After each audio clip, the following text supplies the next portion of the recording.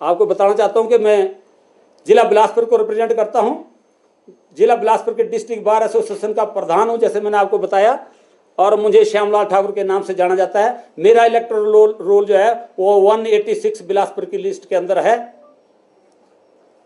हमने 21 तारीख को जो फॉर्म भरा, फाइल निकालना प्लीज, और हमने वो फॉर्म भरा तो फॉर्म नंबर 69, 70 एंड 71 जो है वहाँ में 5,000 रुपये की चार्जेज के ऊपर दिए गए, और 71 जो मैंने फिलअप कर दिया। 71 फॉर्म के अंदर कोई भी कंडीशन ये नहीं थी कि बार प्रेसिडेंट जो है वो इलेक्शन नहीं लड़ सकता है। हिमाचल प्रदेश के अंदर जो परफॉर्मा जारी किया गया, जो term and condition nomination form के अंदर थी, उसके अंदर एक अंडरटेकिंग फॉर्म है। अंडरटेकिंग के पैरा नंबर 18 में 8 में स्पेसिफिकली मेंशन कर दिया गया कि if an advocate holding the post of any seat in DBA district bar association और sub divisional bar can contest the election but he will not use the infrastructure of the post of association. Despite that they received 1,25,000 रुपए charges as security and issued duly signed receipt, online receipt by the Bar Council of HP, signed by the General Secretary of Bar Council. इसके बाद मेरा form number 71 duly checked and corrected by the General Secretary and stated that your form is accepted. आपका form accept किया गया, और उस form के मुताबिक 21 तारीख को ये मैं फॉर्म भर के वहाँ से आ गया। ये फॉर्म मैंने स्पेयर अपने पास रखा कि 3 फॉर्म थे, एक मुझे देना था, एक मैंने सुप्रीम कोर्ट ऑफ इंडिया के अंदर दे दिया, और एक जमा हो चुका है। तो तीसरे फॉर्म के ऊपर जो हमारे टिक जब हुआ तो ये साइंड बाई पूरी सर्टिफिकेट वहाँ लगा है। उसके बाद 21 तारीख को मैं चला गया। 23 तारीख को मैं आपके जहन में ये लाना चाहता हूँ कि ये फॉर्म रिजेक्ट होने से पहले मैं आपको अगली बात से जोड़ूं। 23 तारीख को मुझे वहाँ से टेलीफोन आता है, रिटर्निंग ऑफिसर हमारे BK Sharma ji, justice retired है। हम इज्जत करते हैं अपने लोगों की, परंतु हम लांछन की अंगूठी उठाते हैं जुडिशरी के कारनामों के ऊपर, डिस्पाइट दैट के हमारी अच्छी पोस्टों के ऊपर रहे। 23 तारीख को मुझे फोन आता है कि कृपया आप शिमला में आए। मैं आपके लिए इसलिए नॉलेज में लेना चाहता हूँ कि 45 फॉर्म भरे गए, 45 लोगों ने 46 लोगों ने फॉर्म भरे मेरे सहित। तो वो फॉर्म बीच में से कैसे निकल के आ गया, पहले 23 तारीख को कैसे पता लग जाता है कि वो प्रेसिडेंट जो है वो बिलासपुर का फॉर्म भर के चला गया। अगर पता भी लग गया है तो उसके अंदर कौन सी कोई कंप्लेंट अटैच हो गई, एट द बैक कोई कंप्लेंट अटैच नहीं थी। मुझे कहा गया कि आप ऐसा करें कि आपका हमारी जानकारी में आप प्रेसिडेंट हैं, तो बिलासपुर से आप यहाँ आएँ और आप एक फॉर्म और सबमिट करें।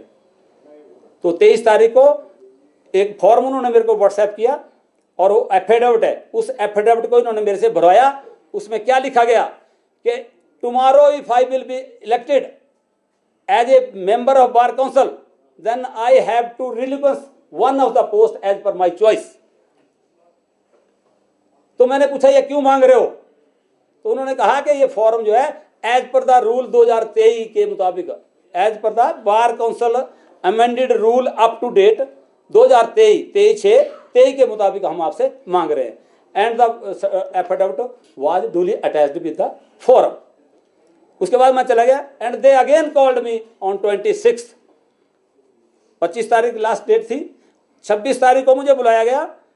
जैसे मैं गया तो काइंडली, अब थोड़ा सा मैं ज़्यादा आर्ट तो नहीं जानता, तो ऐसे जैसे मैं गया तो वो यहाँ सामने से आए और ऐसे किया कि आपका फॉर्म जो है वो रिजेक्ट किया जाता है, and he handed over the order for rejection of my nomination form.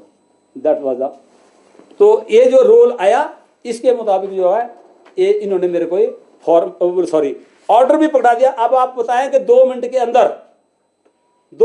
अंदर अगर वो फॉर्म का ऑर्डर मुझे पकड़ाया जाता है तो मैं समझता हूँ कि फॉर्म रिजेक्ट होने का पहले ही एंटिसिपेटेड एक राय बन चुकी थी।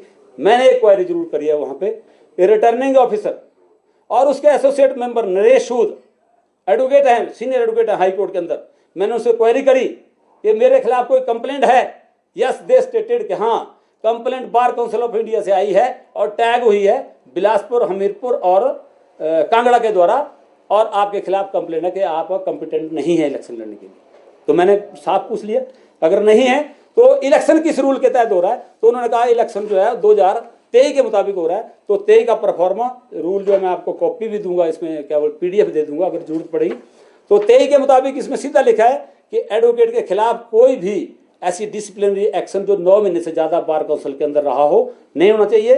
कोई भी एडवोकेट जो है वो किसी 2 से ज्यादा मुकदमों में जो सजा याफ्त हो या कोई जुर्माना हो, तो वैसा कोई करेक्टर का इशू आया वैसा आदमी नहीं खड़ा हो सकता है।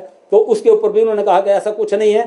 तो मैंने पूछा कि कंप्लेंट क्या है, तो उन्होंने बोला डिस्क्लोज नहीं करते, सीक्रेट है। लेकिन 2016 के मुताबिक नियम 2016 बार काउंसिल रूल 2016 चैप्टर 3 के मुताबिक आपको जो है वो बाहर किया गया है। उसमें क्या लिखा गया है? चैप्टर 3 2016 में ये लिखा गया था, इसलिए मैंने 18 बोला था बीच में एक बार आपको, और 16 में क्या लिखा गया था कि the advocate who is holding the post of president and general secretary will not contest the election throughout the country except the supreme court office bearers of supreme court bar association office bearer. कोई भी 2016 में नियम आया कि सारी बार काउंसिलों के bar association के वकील जो इलेक्शन नहीं लड़ेंगे जो ऑफिस होल्डर हैं, परंतु सुप्रीम कोर्ट के बार एसोसिएशन के ऑफिस होल्डर लड़ सकते हैं। And that was challenge through writ number 226/2026 in the supreme court of India and supreme court set aside by saying on 19/2/2026 by saying that discriminatory जो है language नहीं चलेगी। Either supreme court भी बार होगा, otherwise निचली बारों के लोग भी बार होंगे। तो उन्होंने बोला इसको सेट असाइड कर दिया।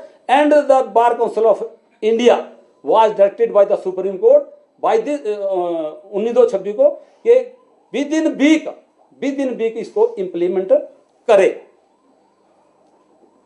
Supreme court bar council of India ने कॉरिजेंडम लाया और 11/3 मार्च को 11/3/2026 को सुप्रीम कोर्ट ऑफ इंडिया के मुताबिक जो है उन्होंने कॉरिजेंडम पेश करके उन्होंने क्या पेश कर दिया कि हम जो है इसमें जो वकीलों को लड़ने की राहत देते हैं। ये मैंने रिजेक्शन ऑर्डर के साथ फिर यहाँ पे अपील करी, लेकिन अपील जो हमारी हाई पावर कमेटी थी हेडेड बाय मिस्टर सत्येन वैद्या and other justice retired also rejected my appeal in toto by saying that you can't press us to hear as early as so। System ये था कि कमेटियां बनी हैं, रिजेक्शन के order भी 2 दिन के अंदर चैलेंज होने हैं, डिसाइड भी 2 दिन के अंदर होने हैं, फिर उसके बाद हाई पावर कमेटी के अंदर भी 2 दिन के अंदर होने हैं, फिर डिसाइड होने हैं।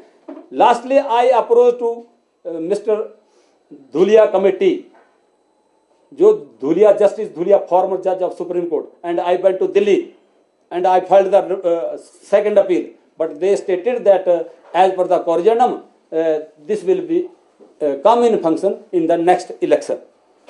मेरी सबमिशन मेरी आपसे ये फरियाद है कि अगर सुप्रीम कोर्ट के ऑर्डर से महिलाओं की रिजर्वेशन को हमने गले लगाया 30%, उसमें कोई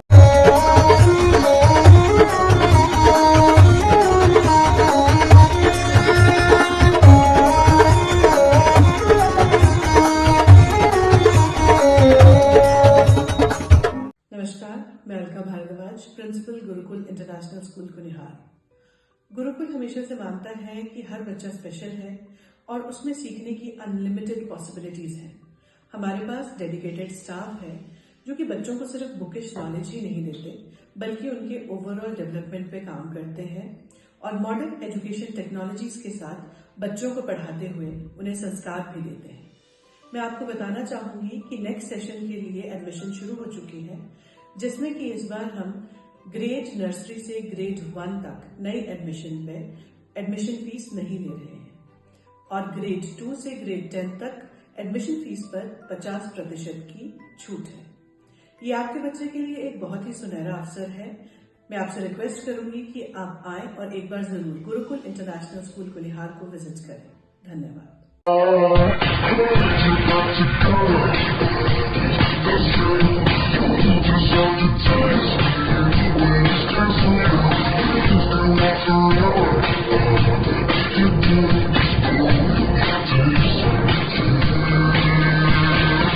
for a school that shapes not just students but future leaders. Welcome to Kasoli International Public School, a world class residential institution where learning goes beyond classrooms. With a strong academic foundation, an advanced curriculum, and excellence in sports and co curricular activities, we focus on complete development. Nutritious food, a safe boarding environment, and experienced teachers living on campus ensure constant care, discipline, and guidance. Enroll your child at Kasoli International Public School today. Admissions are now open. Give your child the future they truly deserve. Thank you.